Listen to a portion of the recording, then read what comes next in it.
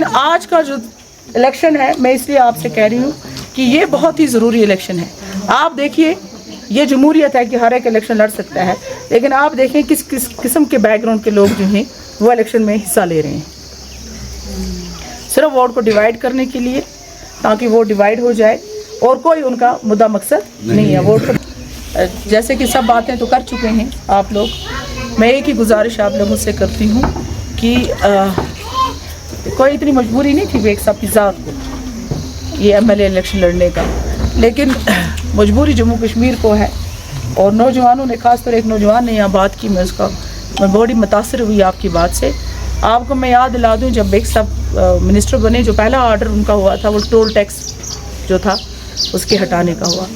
اس کے بعد جب بیگ صاحب کو چانس ملا کہ یہاں کے لوگوں کو راحت ملے, سیاسی راحت ملے, ڈیولپمنٹ میں تو ہمیں کیا آپ گنوں کتنے کام انہوں نے کیے ہیں, وہ سب کے سامنے ہیں جو بیگ صاحب نے کام کیا ہے as law minister, as parliamentary affairs minister یا فائنانس منسٹر.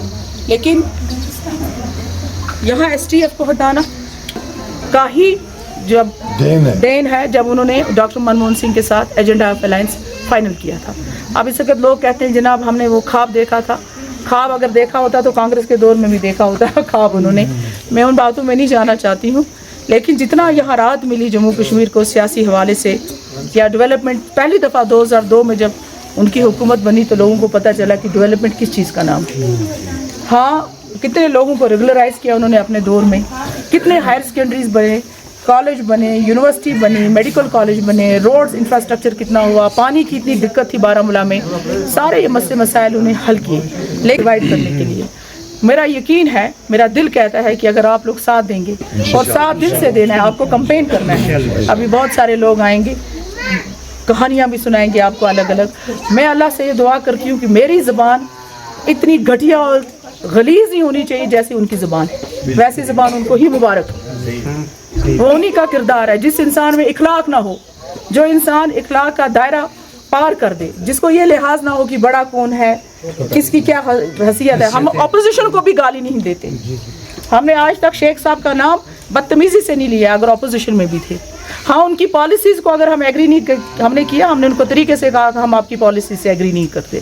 لیکن جو لوگ یہاں پہ آئے ہیں اس انسان کی پہچان ہی اتنی ہے کہ جو انسان اپنے باپ کا لحاظ نہیں کرے گا لالچ کے لیے, کرسی کے لیے, وہ آپ کا کیا ہوگا. اللہ نہ کرے کہ ہماری زبان اس لیول پہ آئے. اپنی بچی کے لیے دعا کیجئے گا کہ میری ایسی زبان گندی نہ ہو. ہمیں ایسی سیاست, ان کو ہی مبارک, ہمیں ایسی سیاست مبارک نہیں. تحفہ ہے وہ, اللہ تعالیٰ ان کی اور عمر صاحب کی دوستی کو قائم رکھے. اور کیا کہیں, ہم نے بہترین تحفہ عمر صاحب کو دیا ہے. تو شکریہ آپ سب کا. بالخصوص نوجوانوں سے اپیل کرتی ہوں